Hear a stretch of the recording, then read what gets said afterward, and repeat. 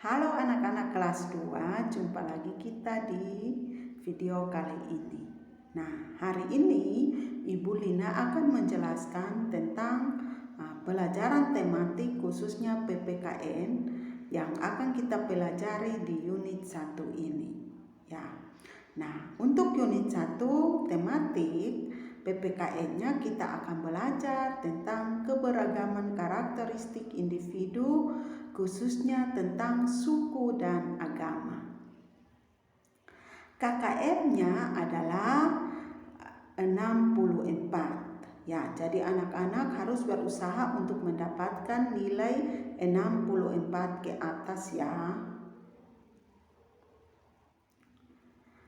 Ada beberapa kompetensi dasar yang harus kita pelajari di unit ini.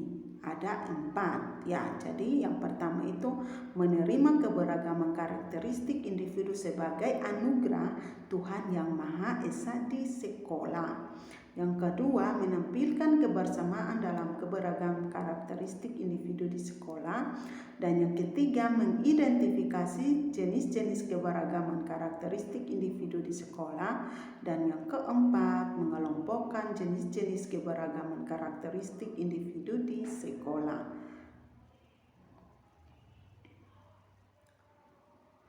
Nah, yang berikut adalah penilaian. Ya, jadi untuk penilaian ini, anak-anak untuk ada formatif sama sumatif ya di unit 1 ini. Jadi formatifnya anak-anak akan buat apa? Anak-anak akan menjelaskan data tentang keberagaman karakteristik individu di sekitar ya, di lingkungan sekitar ya.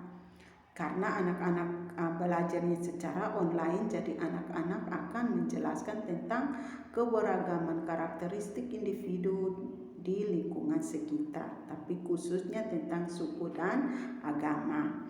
Dan yang kedua adalah sumatif. Nah, sumatif ini dari hasil atau data yang anak-anak kumpulkan, anak-anak akan belajar untuk menyetarakan keberagaman karakteristik individu, itu suku dan agama di lingkungan sekitar. Yang berikut, Ibu akan menjelaskan tentang materi kita, yaitu tentang pengertian dan manfaat keberagaman suku dan agama. Nah, yang pertama itu tentang keberagaman ya. Nah, keberagaman ini kata dasarnya adalah beragam ya. Beragam ini kata beragam kalau kita dilihat dari KBBI atau Kamus Besar Bahasa Indonesia, kata beragam ini atau bermacam-macam, berbeda-beda ya. Jadi apa itu keberagaman? Keberagaman adalah suatu kondisi yang terdapat banyak perbedaan ya, banyak sekali perbedaan. Misalnya ada perbedaan suku, ada perbedaan agama, ada perbedaan ras dan lain sebagainya ya.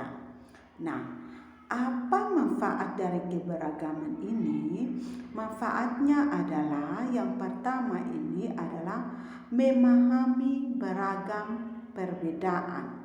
Jadi kita bisa paham ini keberagaman perbedaan ini beragam ya. Jadi kita bisa tahu misalnya suku dan agama ya, kita bisa paham, oh teman saya agamanya Katolik, dia biasanya gereja di mana beribadah ke mana. Jadi manfaatnya itu ya, supaya kita bisa saling memahami. Dan yang berikut memupuk rasa saling menghormati. Jadi dengan keberagaman yang ada itu membuat kita untuk saling menghormati satu dengan yang lain ya. Dan yang ketiga adalah memunculkan toleransi ya. Dan yang keempat, bisa belajar mengenai budaya lain. Dan yang kelima adalah belajar untuk bersosialisasi. Nah, di sini Ibu akan menjelaskan tentang keberagaman suku dan agama. Nah, keberagaman suku. Jadi setiap kita pasti punya suku yang berbeda-beda, ya. Tetapi kita harus saling menghargai satu dengan yang lain. Dan kita harus tetap rukun dan bersatu, ya.